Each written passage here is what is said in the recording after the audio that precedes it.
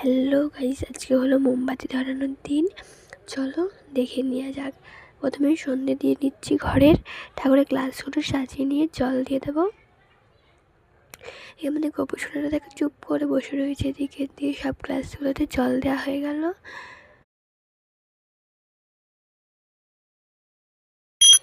এই পুজোটা দিয়ে নিচ্ছি, দিয়ে আমি একটু আরতি করে নিলাম। আরতি করা আজকের মোমবাতি ধরানোর দিন আগের 14টা, এখন সবাই 14টার বেশিও মোমবাতি ধরায়, কোনো অসুবিধা নেই। ওটাই নমস্কার করে নিয়ে পুজোটা কমপ্লিট হয়ে গেল। চলো এখন দেখি বাইরে তুলসী তলায় দিয়ে আসি। এই দেখো আমাদের মোমবাতি কিনে এনেছি, দুটো এনেছি, একটা আজকে ধরাবো, একটা কালকে ধরাবো। প্রথমে একটা আনবক্সিং করে নিচ্ছি আজকের, ছিটছিল না, জোর করে ছিঁড়েছি। এই সব করে মোমবাতি ধরাবো। তোমরা কে কে মোমবাতি ধরাওনি আর কে কে ধরিয়েছো সবাই কমেন্ট করবে। এটা দুর্গা মণ্ডপে দিয়ে এসেছি, একটা উপরের ঘরে দিয়েছি।